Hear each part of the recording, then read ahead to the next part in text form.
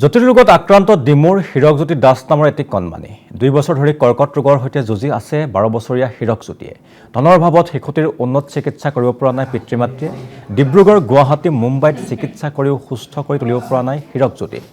চিকিৎসাৰ বাবে মুখ্যমন্ত্ৰীক কাতৰ অনুৰোধ জনাইছে কণমানিটিৰ লগতে পিতৃ-মাতৃয়ে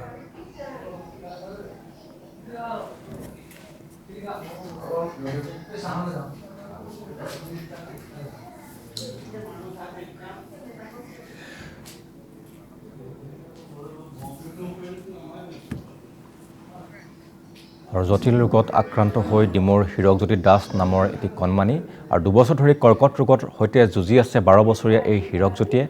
ধনৰ অভাৱত শিশুটিৰ উন্নত চিকিৎসা কৰিব পৰা নাই পিতৃ-মাতৃয়ে আৰু ডিব্ৰুগড় গুৱাহাটী মুম্বাইত চিকিৎসা কৰিও সুস্থ কৰি তুলিব পৰা নাই হীৰকজ্যোতিক চিকিৎসাৰ বাবে মুখ্যমন্ত্ৰীক কাতৰ অনুৰোধ জনাইছে কণমানিটিৰ লগতে পিতৃ-মাতৃয়ে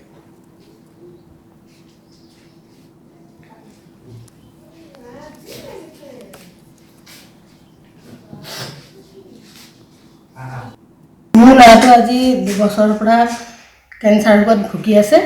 আমাৰ পইচা পাতি নাই অকল ভেটিডোখৰে আছে ল'ৰাৰ লগত আমাৰ চব মাটি বাৰী চব শেষ হ'ল অকল ঘৰৰ ভেটিটোহে আছে নিজৰ বুলিবলৈ আমাৰ তাকো একোৱে নাই ল'ৰাটো মুখলৈ চাই